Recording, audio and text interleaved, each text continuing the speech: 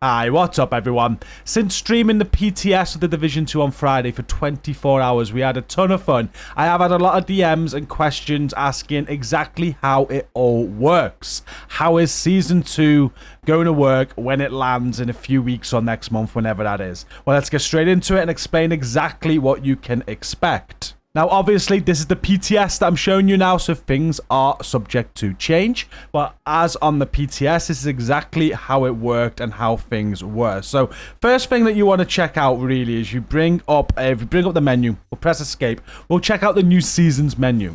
It's, as you can see, it looks very different right away. We've got 4 different tabs at the top. We have the season pass, which we did not have access to on the PTS. We have the journey, which is this you can see on screen now. We have priority objectives here, which we'll speak about as well. And then there's an events timeline, which again, I did not have access to on the PTS. But we'll know what the events timeline is. That's just going to be what it is now, a timeline of events throughout the season. The season pass is going to be what it is now, a season pass that you're going to unlock stuff as you gain XP and gain those unlocks. That does work a little bit differently now. We will speak about that how we go. But then we did have full access to the journey and priority objectives, which were very, very good. And this is not all, by the way. We will be speaking about the modifiers and all of that a little bit later in the video. It will be timestamped down below if you want to skip straight to that.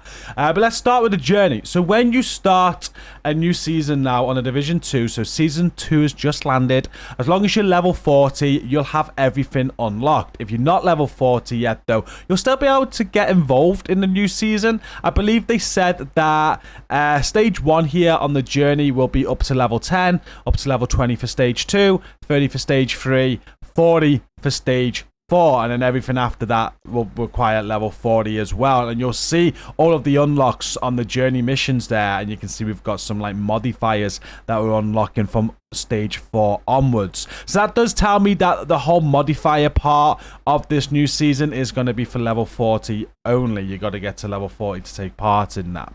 Not 100% on that, by the way, but that's what I'm guessing, because the first modifier, you don't get no modifiers before that. So this journey is going to be what you're going to get stuck into right away, really. They give you objectives to do, whether it's complete a mission, use your pulse skill here, loot pieces of gear, again, complete certain missions, activities, and there's going to be 8 different objectives that you got to do per journey mission, and you only have to do 6 of them. So if there's some that you don't like the sounds of, you don't need to do them. You only need to get 6 completed to move on to the next mission. And this will be something that you want to focus throughout your playthrough of a season, because it has some very good unlocks. For one, you're going to get rewarded with Season Pass XP. This is the new XP in order to unlock Season Pass rewards now. Whereas before, you could just use shade levels and grind out your Season Pass very, very quickly.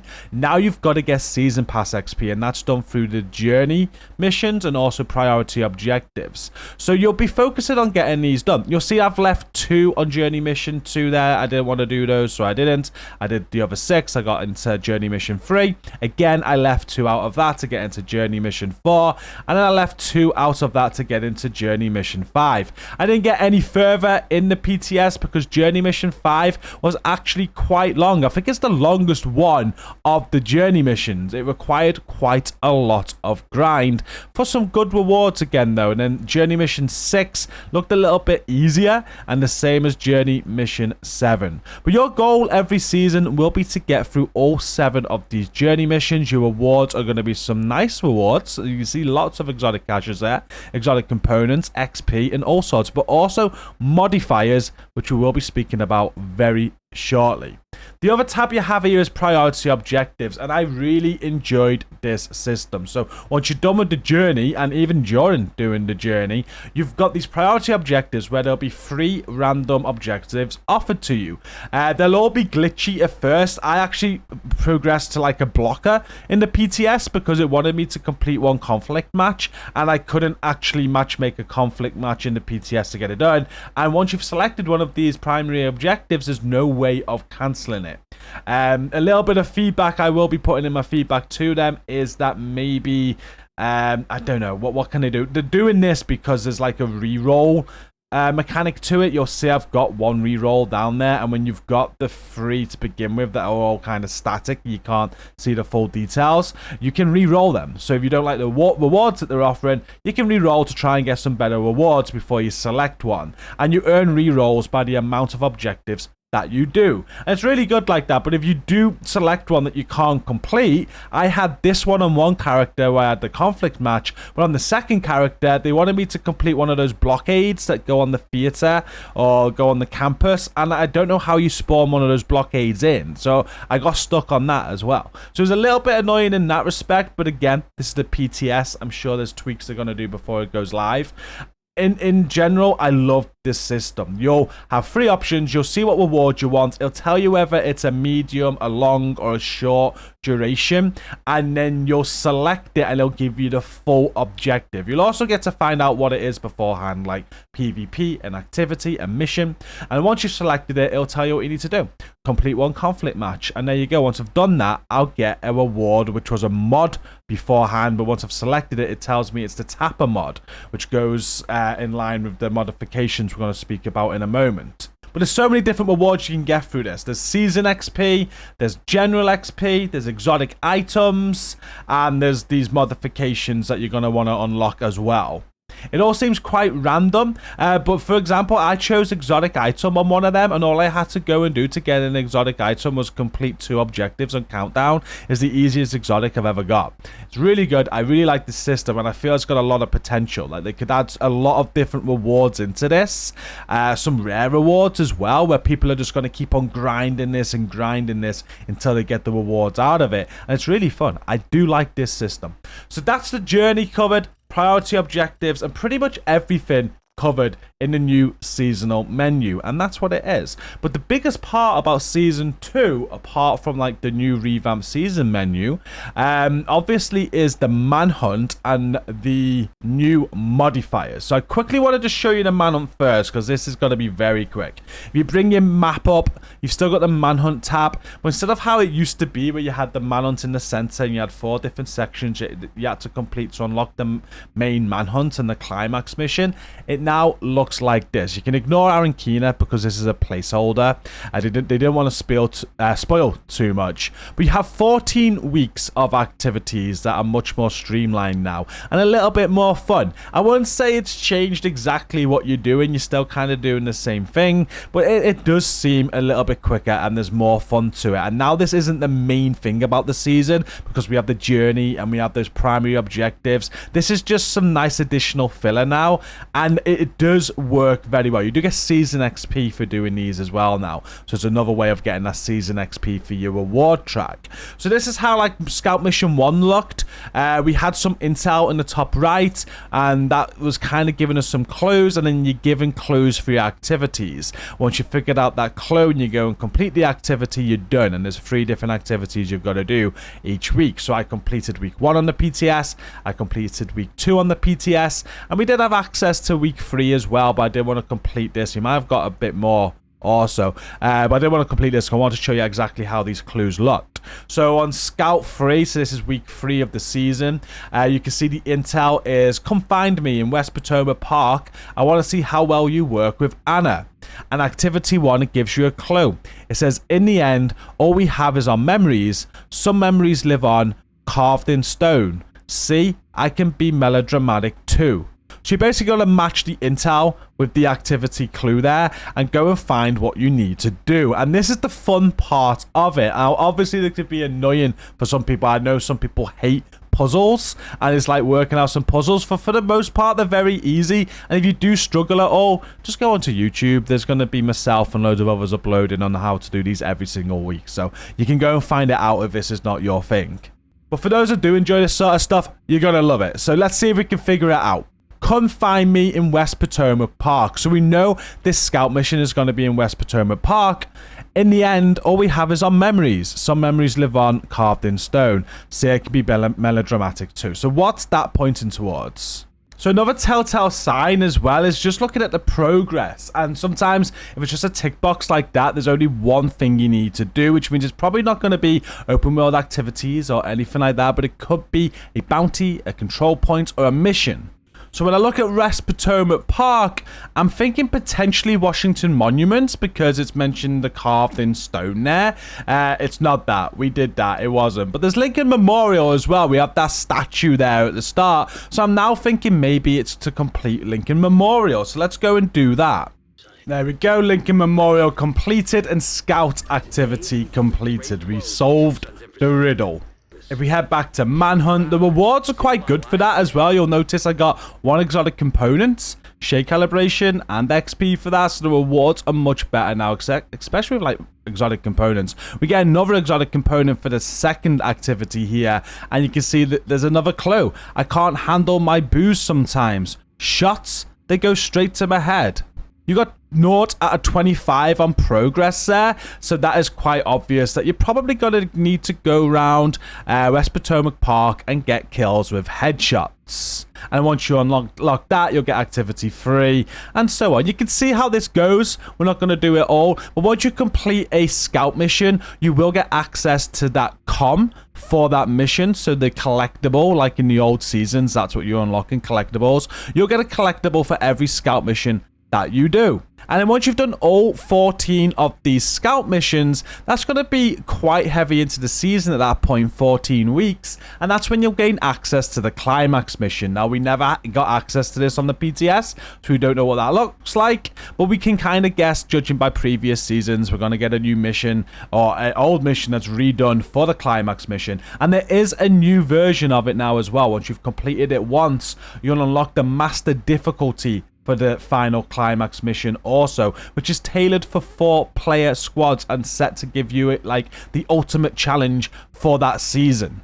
But that is everything we're going to discuss about how manhunts work. Now, the last thing to discuss is the seasonal modifiers. So if we bring up our build and where you can see your watch, here there is a new item now, and it's Isaac. You'll be able to click into this, and every new season you're going to get a global modifier.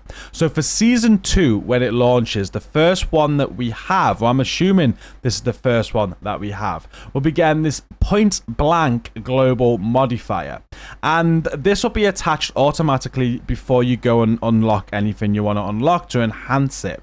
And how this one works are there are 3 range zones with variable distances: short, medium, and long range. And depending on the distance to the target, weapon damage is amplified by a fixed percentage. If you're short range, it's 1.2 times, medium range 1.35 times, long range 1.5 times. No bonus is applied past the distance threshold. So you can see on screen that when you're aiming at the enemy, you'll notice that you've got an indicator of whether you are at short, medium, or long. Blue is short, medium is yellow, long is red.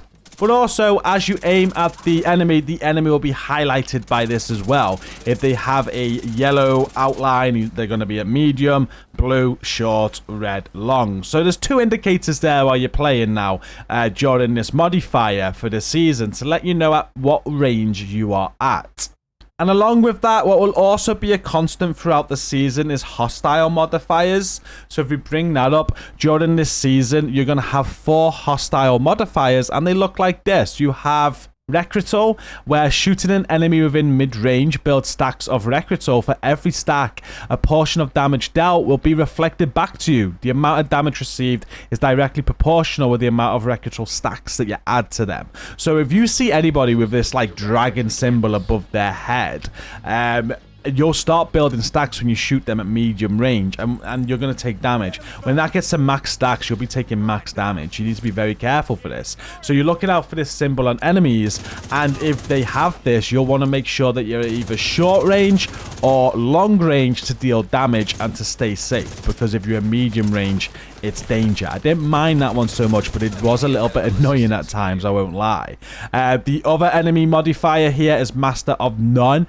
This is certain enemies in short range are now equipped with incendiary ammo, while some at long range are equipped with shock ammo. The enemies use normal ammo while in mid-range. So if you see this symbol above their heads, this wasn't too bad at all. It's just basically special ammo at different ranges. So if you see this symbol, that enemy will have that. If they're up close, it's going to be incendiary. If they're at range, it's going to be shock. That didn't bother me too much at all, and that's just one of the modifiers. And then there's this symbol. as well. I didn't see this one too much, to be honest with you, with the mask. Every hit from the enemy will steal 5% of your movement speed for 10 seconds, up to a maximum of 4 stacks, permanently increasing theirs. The next hit you receive at 4 debuff stacks will inflict confusion and remove all stacks. Hits from separate enemies count towards stacking the same debuff. Again, I didn't see that icon or not. I didn't really take any notice of that. It didn't really affect the game whatsoever, personally, from my time on it. But the final one, which got me raging quite a lot, is what we call the oyster. This symbol was so annoying, and this is how it works. Enemies feature a layer of armor corresponding to a random range zone, and then the armor can only be depleted by shooting from the range zone that matches the color of the armor. Armored enemies receive 90% less damage when they've got this and you're shooting them with that armor on. Now, what was so annoying about this is that there was no indicator, from what I could tell, as to what armor the enemy had. You saw the symbol and you knew that they had this modifier, but you didn't know what range you had to shoot them to get rid of that armor, and that was so annoying. It made me rage, and I'm not gonna lie, I turned off modifiers quite often because of this. It was just really, like, I'd have a spawn sometimes where 2 or 3 of these would come out, and I'd have to try and figure it out, and it's so annoying because to figure it out, you basically got to shoot an enemy at short range to see if the armor will be depleted, and then if not, you have to try medium range, and then if not, you knew it was long range. But when you got 2 or 3 of them and you have to work that out for 2 or 3 of them, it got very it wasn't fun. It just was not fun for me. I did not like it, and as I said, I rage quit modifiers a few times because of that. This one, like everything else with the hostile modifiers, was fine, but this one, I feel before this goes live, it needs tweaking because it just made it not fun. There's actually one instance as well as at the end of Jefferson Plaza, they needed to have the long range buff. It was on an elite as well, and they needed the long range. I need to be at long range to get them gone. The thing is, they kept on rushing me. I couldn't get to long range within that area. There was nowhere I could get to long range to deal with him, which meant I had to kill him with 90% less damage, and I couldn't. It was real difficult, and he was causing a lot of damage to me, and it was an absolute nightmare. I hated it.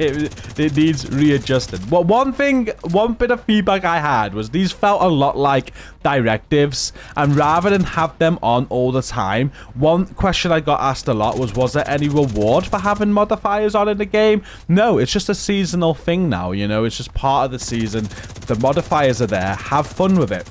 Well, I think the hostile modifiers should maybe be treated like seasonal directives, and you should be able to turn them off or on for extra XP maybe. So if I went into hostile modifiers, I could turn these on to gain, I don't know, 25% extra XP, or 10%, 20, 30, 40, something like that. However they want to balance it, I felt that would be much better, because then if you wanted that ultimate challenge, which people might enjoy that sort of challenge, especially in a squad. I was playing solo, which made it quite annoying, I guess, but it would add a lot of value, I'd say, to the game, something challenging like that, but only if you want it.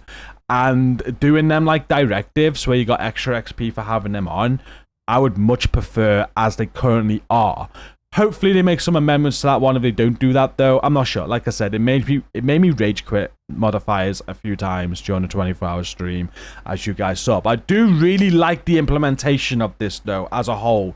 I like this. Every single season, this is going to be different. You'll have a different modifier, which is like your base modifier. You'll have different hostile modifiers, and then this will be there for the whole season for you to have fun with, make builds around, challenge yourselves with content. The idea is brilliant, and I like what they've done. Not only that, as we were going through earlier, as we were going through the journey and the priority objectives, you saw we were unlocking mods. There's different mods to this system, so you are able to get some active modifiers to further enhance you. And under active modifiers for this new season, we've so far got 3. I'm not sure if more will be added when the season goes live, but we have All Out, Prime Time, and Reversals, and these are ults that you can activate while you're playing. During the PTS, I only got a hold of one of these because of that blocker I received, but I couldn't really unlock any more mods. But we did get Reversal, and for this one, you could swap the damage bonuses and equip passive modifiers between short and long ranges for a limited time, increasing each zone's amplified damage bonus by 25%. The total duration can be extended for each headshot within the 2 distances up up to a maximum of 100% of its initial duration. So while I was firing, I basically, as I was aiming, I could just press T on the keyboard and it would switch my short to long. So when I was short, I'd actually be getting all the long range bonuses, and that would last for a few seconds unless I got headshots to extend it. And once it ran out, I had to wait for the cooldown to use it again. I couldn't notice anywhere where it told me how long that cooldown was, but I was able to use this quite often. It wasn't too long before I could press it again and use this modifier again and again. So those modifiers will be used like that. You do need to instigate it as an ult as you're playing by pressing a button to take advantage of it. And you have 3 to choose from at the minute. So that's your active modifiers. You can only choose one of them at a time, but you can change it at any time that you want. And then you have passive modifiers as well, where you could equip 3 different passive modifiers, which were always active on your build, on your modifiers. And if we go into these, I did unlock a couple of them. You have short range modifiers you can equip, medium range, long range. So depending on which one of those you equip will be what's buffing the range that you are, short, medium or long. And then there's a multi-zone one which did all 3 ranges as well. So we'll have a quick look at the ones that I did unlock. You can probably, you know, you can maybe freeze screen if you want to as I click on every single one of these if you want to read through each and every single one of them. But some that I unlocked was Impatient at short range. Rate of fire and reload time was increased by 30%, but the standard magazine size was reduced by 50. Didn't really like that one, so I didn't use it. Quicken was insane. So this was only at medium range this would work. But every critical hit on an enemy within medium range reduces active skill cooldowns by 10%. So I've got a clip here where I'm basically destroying my hive. The hive's getting destroyed. And then I am shooting at medium range. And I'm getting my hive back very, very quickly. And it depends on how many critical hits you can get in that medium range. You should just get it back very, very quickly. It's insane. Skill cooldowns are not going to be a thing with that medium range modifier, provided you can get crits at medium range. You'll have your skills back pretty much instantly all the time. Real good. Absolutely insane. And yeah, I think people are going to love that. And then I unlocked the multi-zone one as well. Persistence. So with this one, this was effective at every range. Eliminating enemies at any range grants you one of the following buffs for 5 seconds. Short range, 20% movement speed. Mid-range, 30% accuracy. Long range, 20% reload speed.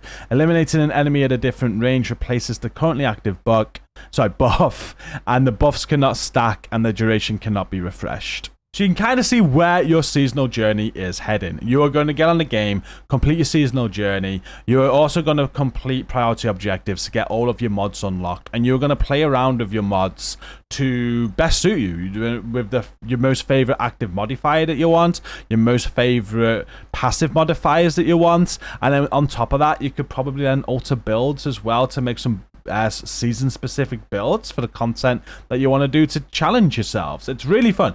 I love the system, and it'd be good to see what other things they can come up with as seasons go. This is just season 2. In the next season, season 3, after the DLC is released, there's going to be a new modifier and all new modifiers to aim for and go again, and a completely different style of play. Like this one's giving us extra damage at different ranges. What's the next sort of like artifact or modifiers going to be, you know?